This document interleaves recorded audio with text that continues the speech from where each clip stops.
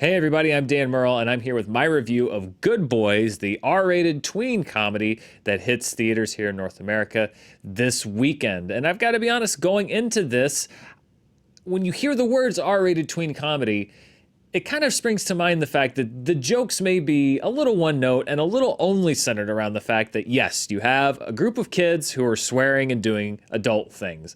And there have been a lot of movies that have relied on that premise, and it's almost kind of what I was expecting walking into this movie. However, I have to say that Good Boys pleasantly surprised me because it had more to offer than just the premise of kids swearing and playing with sex toys and adult things and things that they don't know that much about. It actually shows a little bit of insight into growing up, and I think that's what saves the movie. The movie's directed by Gene Stupnitsky. This is his feature film debut. It's written by Gene Stupnitsky and Lee Eisenberg. Both of them are veterans of several television shows, including The Office, one of my favorites, and a very expensive show that you can apparently buy for about $500 million. There's also a core three at the cast, and it's what the movie does right begins with these three actors.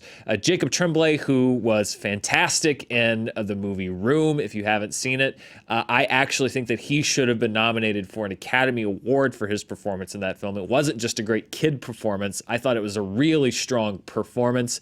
He plays the lead of the film. He's also joined by really co-lead by Keith L. Williams and Brady Noon, who play his best friends, and they're the Beanbag Boys. Max, Lucas, and Thor. Although there are no Marvel references, I just like that the kid's kind of weird and his name is Thor. This could have just been a big, loud, dumb comedy where you bring some kids on to the screen and yell the F word. And to be honest, that does happen a fair amount. This is, after all, a comedy that is selling itself on the fact that these are kids who are swearing, but that's a tired premise. We've been selling that since South Park came out 20 years ago. You're not going to succeed based on that premise alone. Now, what I think happens with Good Boys, though, is that it's ultimately saved by its strong cast and by a lot of jokes that transcend the tired premise. And it just goes to show you that a comedy can be more than just what the hook is. It can be about character, and character is what makes this movie succeed. I liked these three leads, and I liked the characters that they were playing. They're three best friends from sixth grade, but it's brought up in the movie, and it actually has some insights into what friendship is when you're that age. As it's brought up in the movie, is it the fact that you're going to be best friends forever, or is it the fact that you live near each other and your parents are friends? The movie goes into this and explores it in a way that feels authentic, largely because of the performances that are at the heart of the movie. I liked all of the main performances in this film, particularly Jacob Tremblay. I think that, as I mentioned with Room, it's not just that he's a great child actor. Of course, he is a child, and he's playing kids right now as he transitions into being a teenager, as he transitions, perhaps, if he chooses to pursue acting into his adulthood, adult roles. But I don't think he's just putting in great kids' performances in movies like this and Wonder and Room. I think that he's actually a really strong actor, and he shows a vulnerability in this movie masked by the same kind of false bravado that so many people can relate to when they're growing up, particularly when you're trying to find your place in the world, but you don't want anyone to know what's going on inside.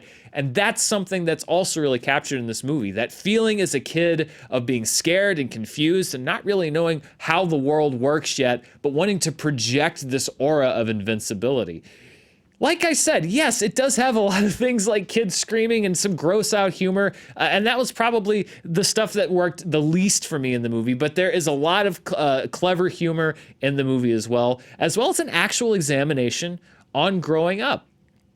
I'm not gonna lie, Good Boys actually surprised me. I don't go into any movie or try not to go into any movie expecting it to be good or bad, but I had not been impressed by what I'd seen so far in the trailers and the marketing materials. I did think it looked a little one note, and that maybe after 5 minutes you've seen everything the movie has to offer. I was pleasantly surprised that was not the case. I did enjoy the interaction between the characters. I did enjoy the supporting performances, including Will Forte, who plays plays Max's father. The movie revolves around the three of them going on a quest, as so often happens in movies like this, to replace an item that Max has to replace before his dad comes home. Like I said, these stories are all, you've seen a version of the story many times before, but it kind of goes to what I say when I'm reviewing movies, the difference between a movie that seems like it's weighed down by its tropes and a story that you've seen before versus one that uses those things but does it in interesting ways. This movie succeeds because of character, because of performance, because of the humor that goes above and beyond just the surface level stuff that's very easy and wears off very quickly.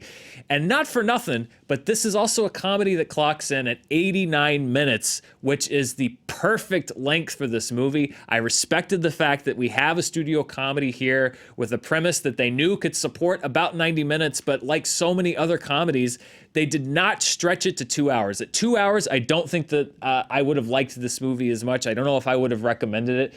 It has exactly enough momentum to sustain 89 minutes and actually is kind of a sweet story couched in a bunch of gross out humor and swearing. Some of it worked for me. Some of it didn't work like any other comedy. This is not a glowingly enthusiastic review. I'm not telling you to run out the door and see it. But if you're on the fence about this movie, or if you think you might think that it's funny, I would recommend that you go see it. Give it a shot. I think that you're going to be pleasantly surprised. Well, that's my review of Good Boys. Let me know in the comments below what you thought of the movie. And as always, please stay tuned here to Fandom Entertainment. We will be bringing you the latest reviews and news as it breaks. Till next time, thanks for watching.